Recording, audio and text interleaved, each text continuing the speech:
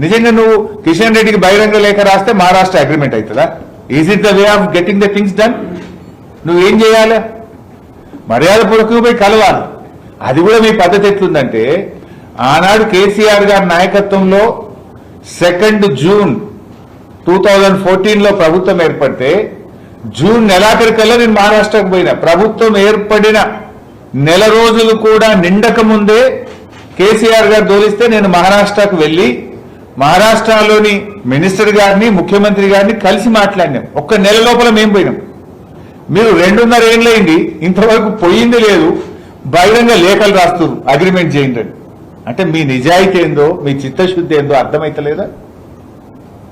మేము ఆ రోజు ఇదే తమ్మిడిహట్టి దగ్గర బ్యారేజ్ కట్టుకుంటామని, కొత్త రాష్ట్రం ప్రభుత్వం ఏర్పడిన నెలలోపే నేనే స్వయంగా ఆనాటి నీటిపారుదల శాఖ కార్యదర్శి, మేమందరం కూడా మహారాష్ట్రకు వెళ్లి వాళ్ళని బతిలాడినాం, ఒప్పుకోండి అని చెప్పి రిక్వెస్ట్ చేసినాం. కానీ మీరు 2.5 ఏళ్ల తర్వాత బహిరంగ లేఖ రాస్తుంది. అంటే మీ సిన్సియారిటీ ఏందో, మీ ప్రాజెక్టు పట్ల మీకుండే చిత్తశుద్ధి ఏందో అర్థమైతలేదా రాష్ట్ర ప్రజలకు?